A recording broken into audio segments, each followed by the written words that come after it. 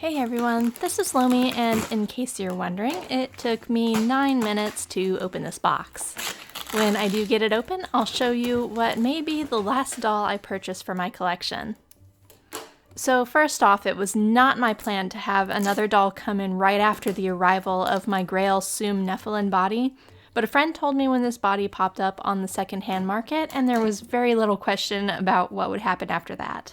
I've been holding space in my collection for one last doll purchase, a body for the doll that would become my character Sera from the Snake's Blood Saga books. There were 2 bodies I had in mind for this character, and I had resigned myself to never having either because they were outside the price range I could afford. There was another issue with one, which made me think I'd have to rule it out, but that's what I ended up getting. Full story forthcoming, but what's inside this beautiful box is a Dollshe 26F classic body in pale. You'll notice the doll was shipped unstrung, and that's because a lot of Dollshe dolls now come unstrung to save on shipping costs. If you've seen artwork I've shared or read any of the books, you'll know that Sera is very dark-skinned. There aren't a lot of companies that offer dark skin tones, and while Dollshe does, I wasn't willing to pay for that from Dollshe for a rather ugly reason. The fact of the matter is that while Dollshe's sculpting is absolutely beautiful and the dolls themselves are a high quality, the wait times from the company are completely out of control. When I started out in the hobby, it was already normal to wait a full year for a doll from Dollshe, and it has only gotten worse throughout the years. People do eventually get their dolls, but there are people in the community who have now been waiting more than 4 years with no sign of when they'll ever receive their doll. In spite of the enormous backlog of orders, Dollshe continues to offer steep discounts and aggressive sales, as well as frequently introducing new sculpts, rather than making efforts to improve wait times and deliver dolls people paid for years ago. It's almost impossible to get order updates or refunds for orders, and people's purchase protection through services like PayPal or even their credit cards have long since expired, meaning they're just stuck waiting. This particular doll was delivered to her first owner after a 2-year wait, and while the owner liked the head, the body ended up not working for her collection. The doll had been purchased during a discount event, and so the body was listed on Den of Angels for the price of $255, which not only fit within my budget, but eliminated any guilt or concern I felt over the idea of dyeing a doll that is typically sold for close to $1,000. With all that said, since I do intend to dye this doll a dark brown, the fact that she's come with her seams completely unsanded is actually kind of fantastic. It's normal for sanded dolls to take dye more heavily in sanded areas, so having them unsanded means I should be able to achieve a more uniform dye result. It leaves the parting lines from the doll's casting visible, but as I've mentioned before in other unboxings, seam lines don't bother me much. It's nice when dolls don't have them, but it's not a deal breaker for me to have visible signs that a doll is, well, a doll.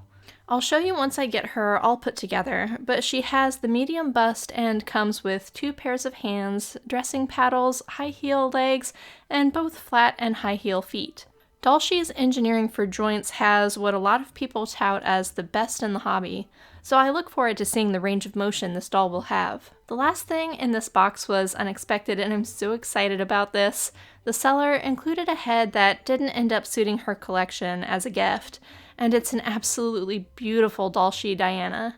Diana is probably my favorite Dollshe head sculpt, and while she's not the right size to go on this body, I have plenty of dolls she can share with, and I already have ideas for what I want to do with this head sculpt. So that brings me to the possibly clickbaity video title you're probably wondering about. So now I'll explain what I mean when I say this is the last doll I plan to buy for my collection. While I do that, I'll be running through this doll's range of motion, which I don't have a lot of comments for because I feel like seeing it really lets the doll speak for itself.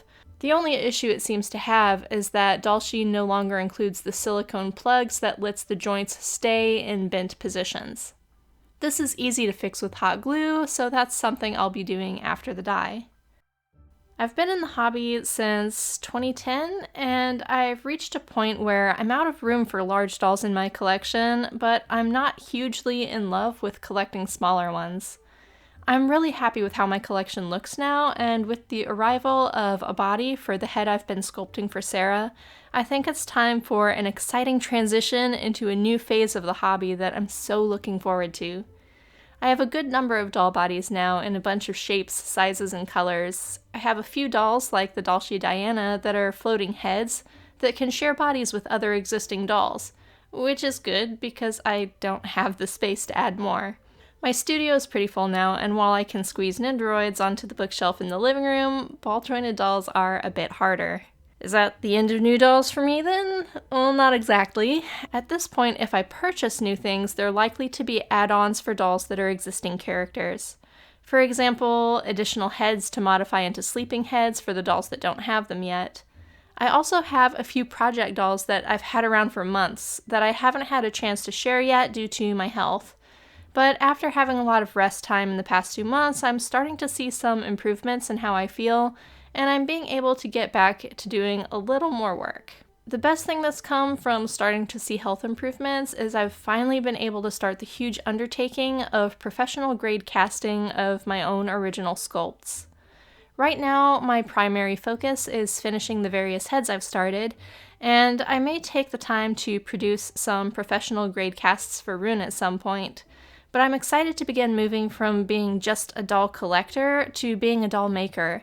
And I think from here out, my new additions will be things I make for myself. I've been sharing some early photos of the casting process on Instagram in the story highlight for Tall, and I can't wait to share more about the creation of that doll over here too. The idea of not working on any more dolls is kind of intimidating, but fortunately that's not really what I mean. It's more about moving from buying to making, and I think that transition to being purely a creative outlet instead of one based on acquisition will be a lot of fun. And that's about it. As you can see, the sculpting of this doll and her range of motion is really beautiful. One thing that could improve it is to add hot glue or silicone to the ports drilled into the joints specifically for that purpose, which will help her hold poses. But that's something that'll come after I complete her dye job and am ready to move on to making and casting her head. That's all for today though. Thanks for watching. Bye.